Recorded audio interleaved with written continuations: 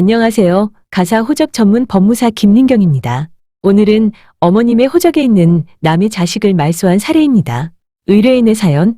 의뢰인은 최근에 보험 청구를 하려고 서류를 보다가 어머님의 가족관계 증명서에서 낯선 이름을 발견했습니다. 자식이라고는 외아들인 자신뿐인데 가족관계 증명서에는 A라는 누나가 한 명 더 있었습니다. 그래서 어머님께 어찌된 일인지 여쭈어보니 그 애가 아직도 호적에 있냐면서 놀라셨습니다. 어머님은 전 남편과 이혼했기 때문에 모두 정리된 줄로만 알았답니다. 의뢰인의 어머님이 결혼했을 때 남편에게 이미 자녀가 있었다고 합니다. 물론 전 남편은 그 당시 정식으로 결혼한 적은 없었지만 자녀는 있었답니다. 아이 엄마가 애만 낳고 집을 나갔다고 합니다. 어머님은 남편이 자신을 A의 모로 출생신고한 사실을 알았습니다. 그러나 남편이 한 일이고 또 A를 할머니가 키우고 계셨기 때문에 아무 말도 못했다고 합니다. 그리고 얼마 후 A는 친모가 와서 데려갔습니다. 그 후 어머님은 전 남편과 이혼하고 의뢰인의 아버지를 만나서 재혼하고 의뢰인을 낳고 살았습니다. 이미 40년이 지난 일이고 어머님은 이혼했고 그 아이도 친모가 데려갔는데 왜 아직도 A가 어머님의 호적에 남아있는 걸까요? 그렇습니다. 부부가 이혼하더라도 자녀와 친자 관계까지 종료되는 것은 아니기 때문입니다. 그래서 전 남편과 이혼했지만 A는 여전히 딸로 기록되어 있는 것입니다. 만약 생모가 A를 데려간 후 다시 출생신고했다면 문제가 더 복잡할 텐데 다행히 새로 출생신고를 하지 않았던 모양입니다. 그래서 의뢰인의 모와 허위 친자로 출생신고된 A를 상대로 친생자관계 부존재 확인 소송을 제기했습니다. 그런데 A의 서류는 어떻게 발급받았을까요? A를 본 적도 없지만 어머님이 호적상 모로 되어 있기 때문에 어머님이 A에 관한 서류를 발급받는 데는 어려움이 없었습니다. 소장을 접수하고 얼마 후 A로부터 저희 사무소에 전화가 왔습니다.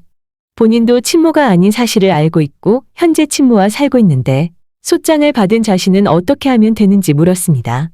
피고도 이 문제를 정리하려고 마음먹고 있던 차라 아주 잘 협조가 되어 신속히 유전자 검사를 하였습니다. 그리고 원고의 주장이 맞다는 답변서도 함께 제출해 주어서 변론 기일도 빨리 정해지고 단일의 법정 출석으로 판결이 선고가 되었습니다. 친생자관계 부존재 확인 소송을 하면 거의 대부분 피고들도 이 문제를 정리해야 한다는 점을 알고 있습니다. 이미 친모와 살고 있으니 피고도 정리하고 싶었지만 엄두를 못 냈던 것이지요. 그래서 별다른 마찰 없이 절차가 진행되는 것이 보통입니다. 판결 선고일에는 아무도 법원에 가지 않습니다. 가면 안 되는 것이 아니라 안 가도 문제가 없기 때문에 출석하지 않는 것이지요. 원고와 피고에게 각각 판결문이 송달되고 이 주일이 지나면 더 이상 다툴 수 없도록 판결이 확정됩니다.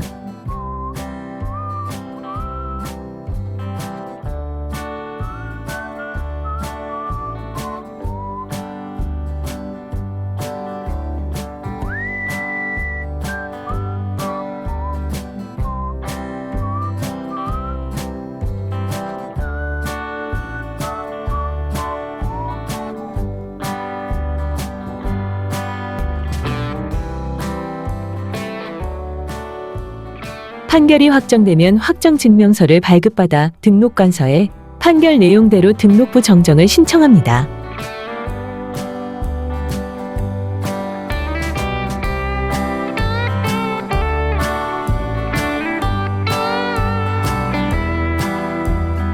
그러면 판결문을 가지고 누가 신고해야 할까요? 통상 원고가 신고하지만 피고가 신고해도 아무 문제 없습니다. 판결이 확정된 후 1개월 내에 신고하지 않으면 과태료가 부과되니 신고 기간 내에 꼭 신고해야겠습니다. 등록부 정정 신고를 하고 약 일주일이 지난 후 가족관계 증명서를 발급받으면 판결대로 타인이 말소된 것을 확인할 수 있습니다.